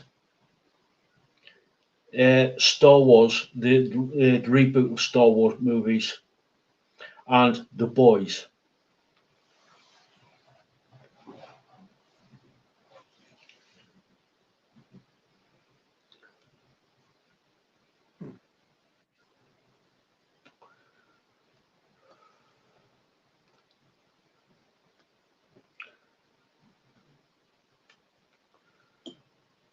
Yeah, they said after, I think after they filmed, Vin Diesel filmed the last two parts of the Fast and the Furious, I think he's gone back to doing the Riddick movies. So Yes. right, shall I tell you who connects all those movies together? Yes, please do. Carl Urban. Oh, that's right. Carl Urban. He plays the main character in the Boys. In Star Trek, he plays Dr. McCoy. In the Lord of the Rings, Two Towers, and Return of the King, he plays the rider of the leader of the Rohan Riders, and in Riddick, he plays one of the main characters in Chronicles of Riddick. He plays so Carl Urban. Yeah, check them out. The Boys. I've watched the first 2 seasons of The Boys, and it's good. It's graphic as hell, and I mean proper graphic. The Boys. Mhm. It's proper graphic. Graphic. I haven't, Lisa. I haven't seen the. I know there's three. I know there's 3 movies, like 3 Riddick movies, but I haven't. All right, okay. Chase Elizabeth is going to send the trailer for Riddick 4 out. Oh, cool. I'll check it out a bit later. Is Jason Momoa in there? I couldn't tell you. I couldn't tell you. I know he was in Fast 10. I know he was in He, Fast 10. his character really got under your skin in there. I know Oh, he's a good Chase, actor, but Chase Elizabeth. I'll check this out later on. I'll see, and on Saturday I'll review it. oh, cool. So bear with. So I'll check that out. Where are we? Oh, I haven't had a chance to check out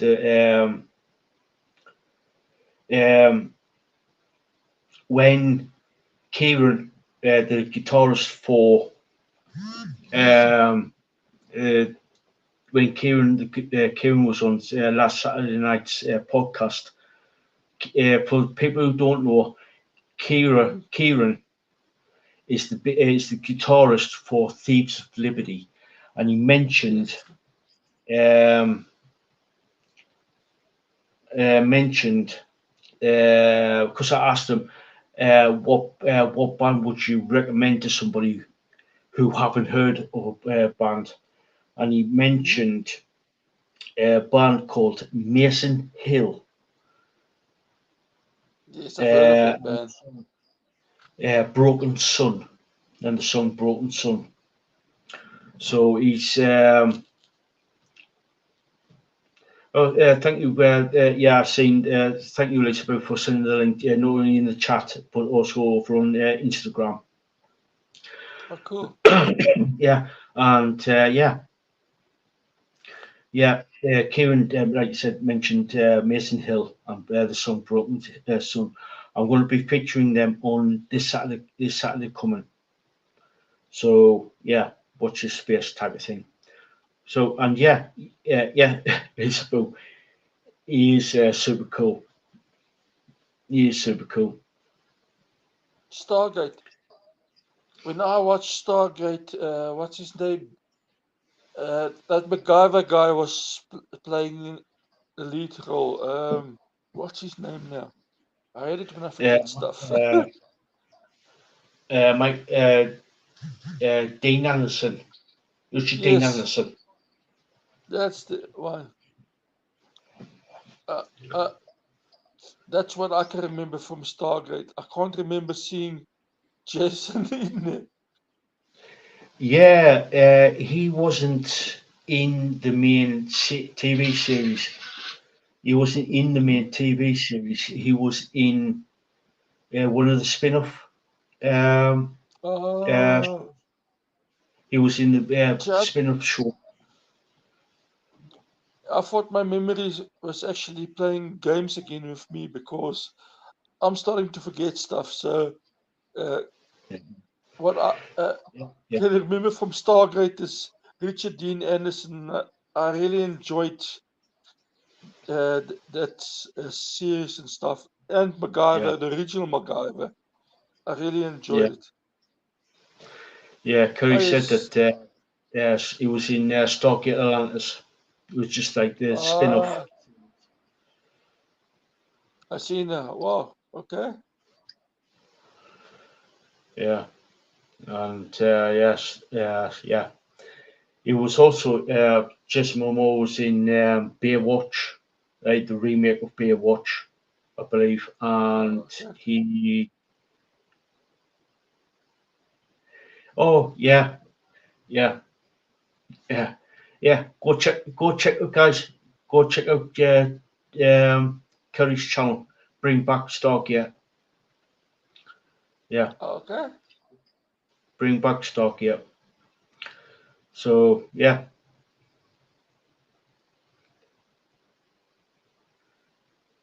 All right, Uh, okay. All right, okay. I've got to tell my mother about this because she likes Jason Momoa. Don't know why. yeah, I also don't know why. Yeah,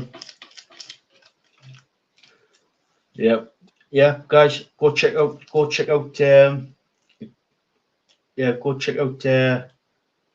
Curry's channel there. Yeah, bring back stock yet. Yeah, it's a shame that Yeah, well, they stopped doing it, Curry, because it was a good series. It had some a massive mhm. scope, a massive Oh, scope. yes. Well, unfortunately, from what I've been told, it was got too expensive to produce.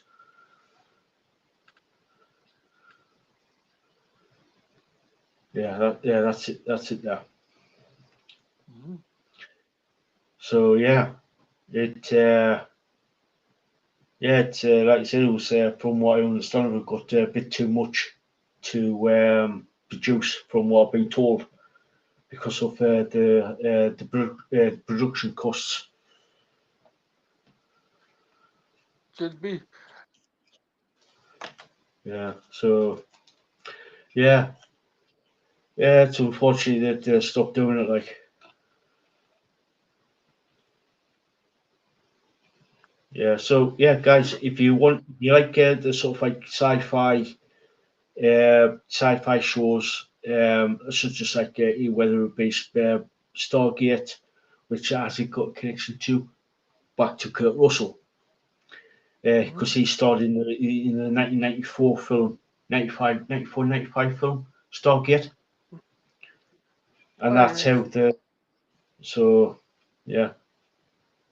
And Richard Dean Anderson plays Jack O'Neill's Kurt Russell's character, Jack O'Neill. Mhm. So yeah, 94. I thought it was. I knew it was. I knew it was around about that time.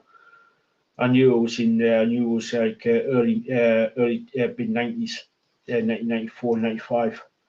Because the only reason why I know that is because I'm a huge fan of Kurt Russell. Oh, yeah. So so yeah,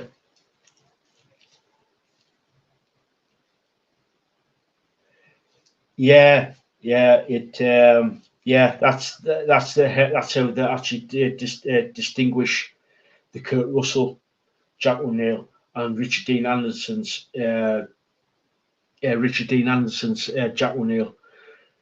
Kurt Mhm. Russell only spells it with one L. Richard Dean Mhm. Anderson spells O'Neill with two L's. Oh, yeah. Mhm.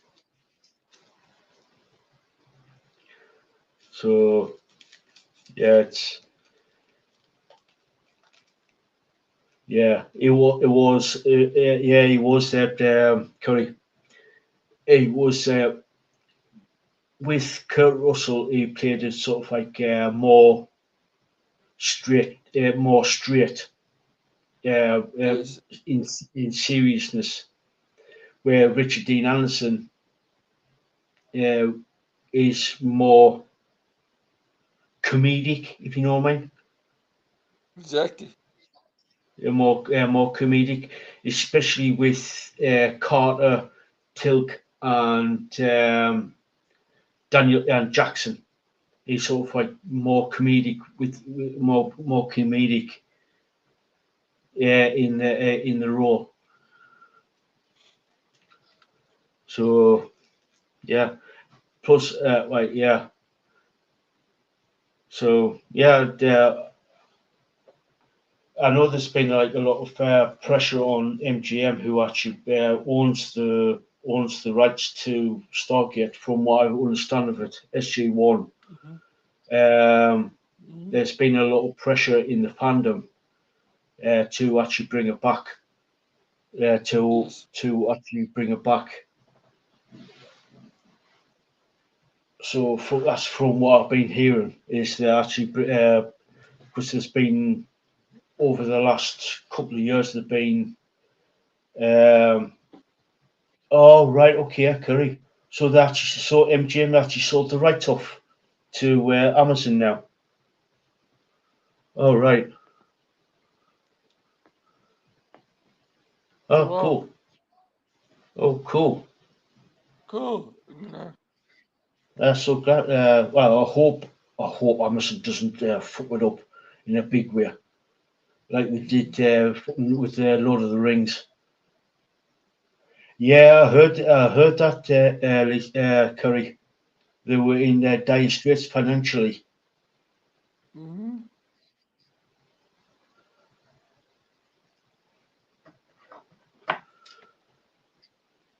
I heard about that. Which is a shame, because MGM produced some really, really good films over the years. They did. Yeah,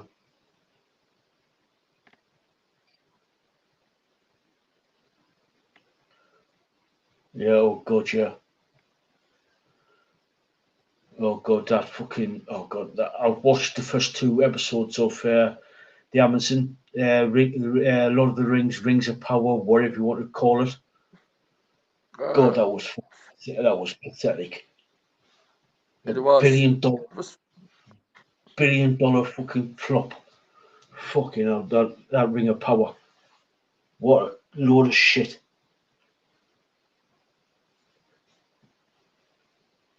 They better not ruin it. They better not ruin it.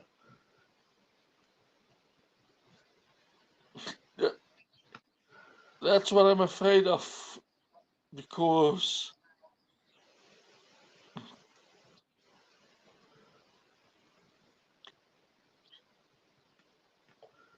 the Yeah, record is not great the last few years.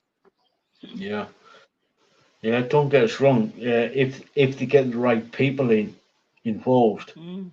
if they get the right people involved, this. Oh, really, really, Oh no. Serious?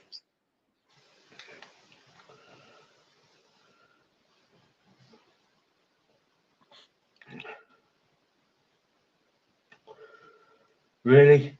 I would love to see like a sequel to the original Stargate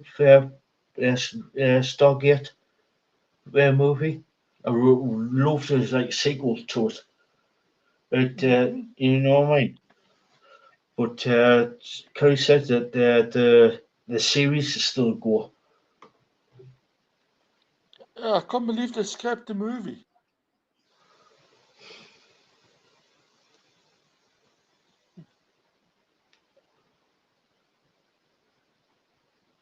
Yeah, because yeah. That,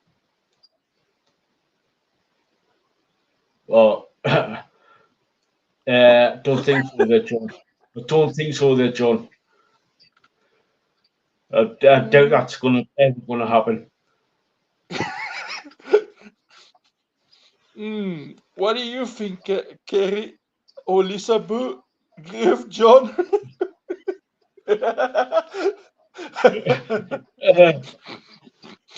John, you like Van Atkinson? Don't think so. Could be Don't get us wrong. interesting. I like one. Yeah, don't get us wrong. I like one Atkinson when he did Blackadder or Mr. Bean. Mr. But Bean was epic. oh, sweet.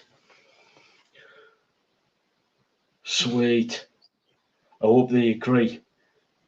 But if they're going to be, if they approach the couple of the OG actors, I don't know, because some of them have died. And if you take a look at Kurt Russell, he's touching 80 now. Yes. But if they're going to be if they're going to go for the SG1 cast, then yeah, Richard Dean Anderson, he's sort of like retired, pretty much. He pretty much retired, Richard Dean Anderson. Carter and Jackson, possibly with Tilk.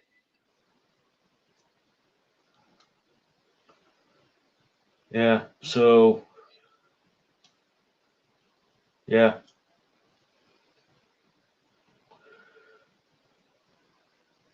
Yeah, so yeah, I would I would say Carter, Tilk, and Carter, Tilk, and Jackson, because they were a lot young. They are a lot younger than Richard Dean Anderson, and like I said, Richard Dean Anderson's pretty much retired now. Yes. He very rarely goes out in public now.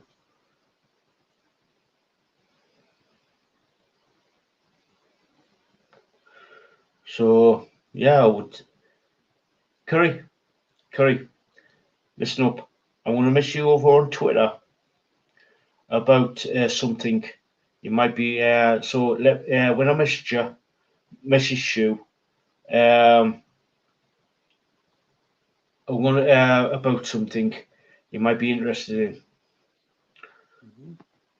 So yeah,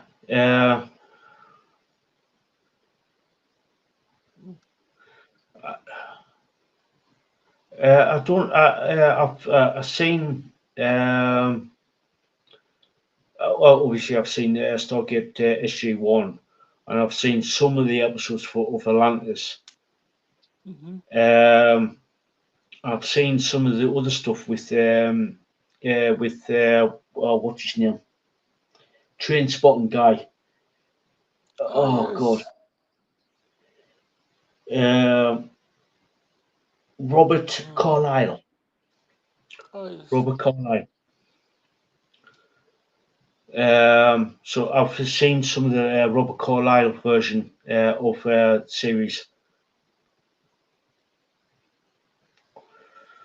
but yeah, I'm like I said earlier, I do hope that Amazon. Oh right, okay. Like I said, I never really followed the Rush version of of the of the Stargate thing. But yeah, Robert Carlyle. Yeah, he's another good actor, British actor, Robert Yes. Carlyle. Because obviously from Train Spotting, The Full Monty, and a few other films. Yes.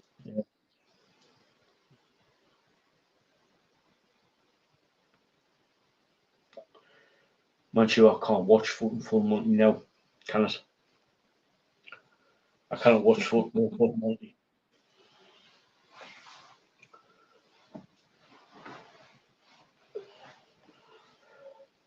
So yeah, like I said, I haven't watched the Stargate Universe one. So yeah, like I said, check, keep an eye on Twitter there, Curry. I'll give you a message about something. I won't say too much yet, but I will message you over on Twitter, because I will never ever call Twitter X. Sounds like a naughty website. Naughty, Elon. Naughty.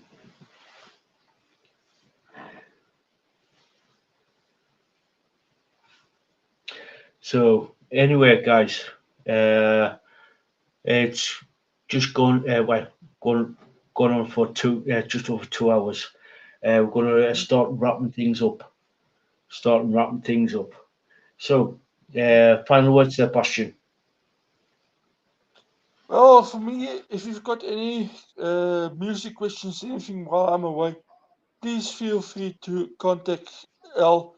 People like you, John, contact L. He'll answer it. If he likes what you say, he might feature it in the podcast and stuff like that. And also to John, I've known you a long time. If you ever feel like wanted to be part of the thing, just message Alan and say, listen, can I be on Monday for a podcast? You two can sort it out. So you're OG, John. I've known you for a long time now, so feel free to contact Al, and I guarantee he'll respond to you and he'll get back to you. Yeah. Message me. Hang on. If you, John, if you are on Instagram or Twitter, well, I'm on Twitter as well. So if just leave a message down in the comments. In the comments down below there, John. Say, oi, I'll message you over on Twitter. Bear with me. Give us a minute. Or on Instagram. This is me. This is my Instagram page. Mhm. And Twitter. Let me just grab the Twitter link. So bear with me, guys. Bear with me, John. Bear with me. Bear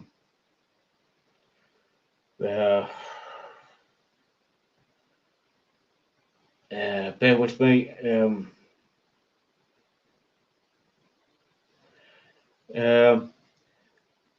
Lisa, can you post my link to? Well, actually, John, if you go to the description of the channel, you'll see my. If you see, you'll see my Twitter account. Oh, yes. It's twitter.com/@Silgrug. Yeah, you can catch me there. You can hit me up there if you want. If you want to send me like sort of like bands and songs and stuff like that.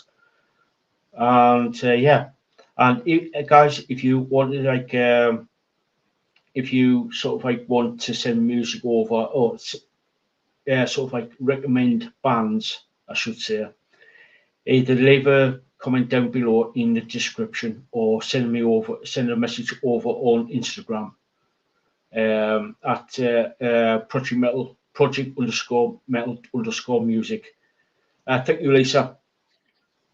You can get me there on either there, twitter.com/Silkrook or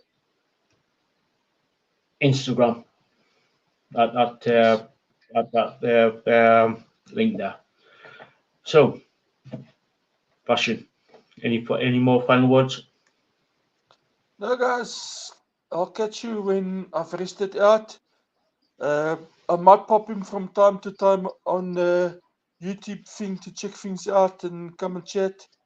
But don't contact me on any of the social sites after tomorrow evening, because it's not that I'm rude. I'm just not going to be on there.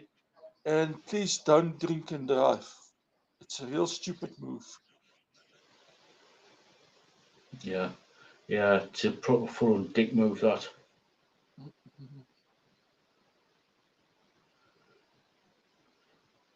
It's a proper full-on dick move.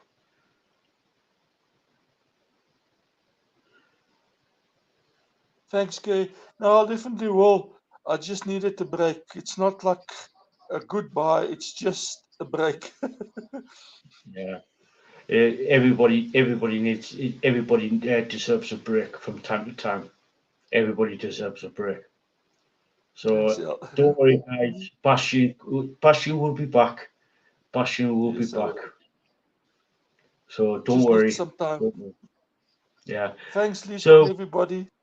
I did enjoy a nice ride and stuff, but now it's time for me. It's not that I don't love you guys anymore. I just need time for myself. yeah, yeah. So yeah. Right. Um, right. For those people in the replay crew, hello. Make sure you like the stream, uh, share, comment, and all that good jazz, and most importantly, subscribe. It does help us to do what we're doing, and Mhm. yeah, it helps us to bring these amazing bands from all over the world to you guys, so you can check them out. So Mhm. until next time, guys, don't drink and drive. We want you to see here next week. And yeah, until next Cheers, time, everybody. catch you all. Be safe.